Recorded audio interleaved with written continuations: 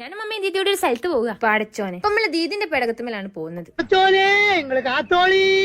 കാരണം ഞാൻ മുറുക്കി പിടിച്ചാടിരുന്ന് ചെവിയും കണ്ടൂടെ കണ്ണും കണ്ടൂടാ. ഇങ്ങോട്ടാണ് പോകുന്നതിന്റെ ഒരു കുളുവെങ്കിലും എനിക്ക് തരായിരുന്നു. എണ്ണത്തിന്റെ ഇടയിൽ കുത്തിയിട്ടാണ് ഒന്നും കാണാൻ പറ്റുന്നില്ല. നിങ്ങൾക്ക് എല്ലാവർക്കും ഒരു ധാരണ ഒക്കെ കിട്ടിയിട്ടുണ്ടാവും. ഞാൻ എല്ലാവരും നോക്കിയിട്ട് ഒക്കെ ഒന്നും മനസ്സിലാവുന്നില്ല. ഞാൻ നോക്കുമ്പോ കൈന് വലിയൊരു പർദ്ദൊക്കെ അടിച്ചു.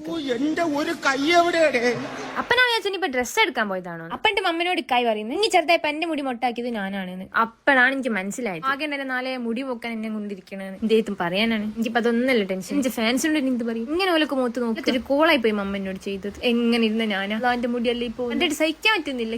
എറിഞ്ഞ് ഓടണോന്ന് തോന്നുന്നുണ്ട്. പക്ഷെ എനിക്ക് ഓടാനും പറ്റുന്നില്ല. ആകെ മൊത്തം കയ്യിൽ നിന്ന് പോയി. ഇനി ഇരുന്നെടുക്കല്ലാണ്ട് രക്ഷല്ല. മനുഷ്യനാണ് ഉറക്കം വരുന്നത്, വിശക്കുകയും ചെയ്യുന്നത്. ഇതപ്പോ ഒന്ന് കയ്യാ എന്ത് ചെയ്യും ആലോചിച്ചിട്ട് എത്തും പിടിയും കിട്ടുന്നില്ല. ഇപ്പൊ എന്നെ കണ്ട ഒരു കോയിട്ട മുട്ട പോലെ ഇയാളിനെ കൊല്ല പഠിച്ചോനെ. സംഭവം അങ്ങനെ ആക്കുമ്പോ നല്ലൊരു സുഖമൊക്കെ കിട്ടുന്നുണ്ട്. പക്ഷെ കണ്ണാടി വെക്കുമ്പോഴാ പ്രശ്നം. നിങ്ങൾ സോപ്പിടാൻ നോക്കിയിട്ട് കാര്യമൊന്നുമില്ല. അമ്മ പമ്പേഴ്സ് പിടിപ്പിച്ചു അല്ലേ മൂത്രയിച്ച് അങ്ങ് തരുന്നു. ആകെ എന്റെ മുടി നോക്കിയിട്ട് ഇനി അതായിട്ട് കുത്തി കെട്ടിവിടായിട്ട് തിരക്ക്. എടുത്തോ പിടിച്ചോ എന്ന് പറഞ്ഞിട്ട് ഒന്നും ചെയ്യരുത്. എല്ലാ വൈരാഗ്യങ്ങളും ചതികളും വഞ്ചനകളും ഉള്ളിൽ അങ്ങനെ ഒതുക്കി വെക്കണം.